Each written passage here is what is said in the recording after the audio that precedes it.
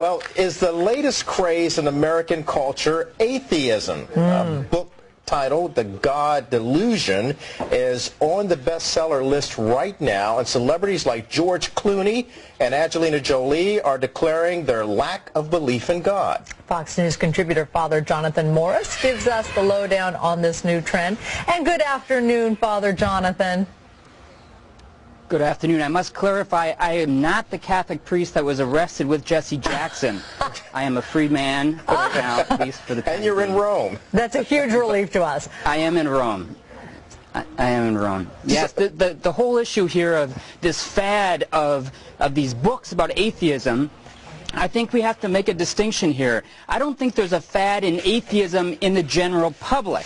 What we see is a fad in publishing companies putting out books by very outspoken atheists who are going beyond their scientific field and saying there is not a God. And people like me, quite honestly, are buying those books to see what is it that makes these people's minds tick. So I don't think there's a huge fad for atheism. Well, you know, are you saying that you're buying those books for the sake of understanding their argument so that you can challenge them on the point, is there a God or is there not a God? Well, I'm not interested in confronting them so much as I'm interested, I have a lot of atheist friends, and they really suffer their atheism, I would say. In other words, they suffer the fact that they don't believe because they know that the world makes a whole lot more sense if God does exist. But these, on the other hand, people like Richard Dawkins, are not these people who are suffering their atheism. They're pushing their ideas on the general public and saying we who do believe are silly, we have no common sense, and they are the only elite who know what they're talking about. When I look out at creation, I see this is not blind faith. I mean, how do we explain the intricacy, for example, of a human eye? How do we explain the incredible geological reality out there? Sure. The way I look at it is there's more probability for a divine architect than anything else. Yeah, and especially the birth of a child and that whole miracle of pregnancy, that'll change a lot of people's minds. Father, when you look at that 90% of Americans believe in God, which I found very encouraging, why is it that there is this sort of posturing in the media of atheists as the intellectuals?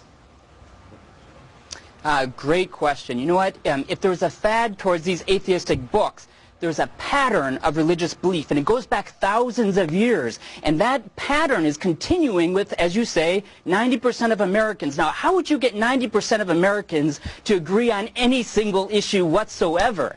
The fact that we agree or that we believe that God does exist says something. And I think those who are, atheism has always existed, but I think we have to say atheists, and if they're talking about science, need to talk about it from a scientific point of view and not go beyond that and say, because I can't prove God as if I should be able to see him in a microscope or in a telescope, then he doesn't exist. That's going beyond science. That's bad science, and we need to hold them to their specific field. Father Jonathan Morris, I want to ask you one other question that departs from the discussion of atheism, and that is that the Vatican has put out a new set of 10 commandments. This time, it's geared towards drivers.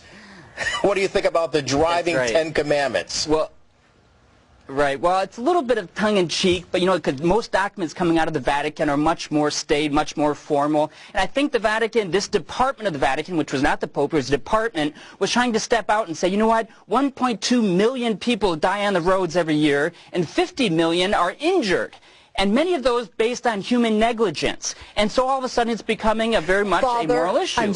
If you're text messaging, you're putting your makeup on and all the rest, you're putting people in danger. Good advice. And we'll leave it there. Thank you very much, sir. Father Jonathan.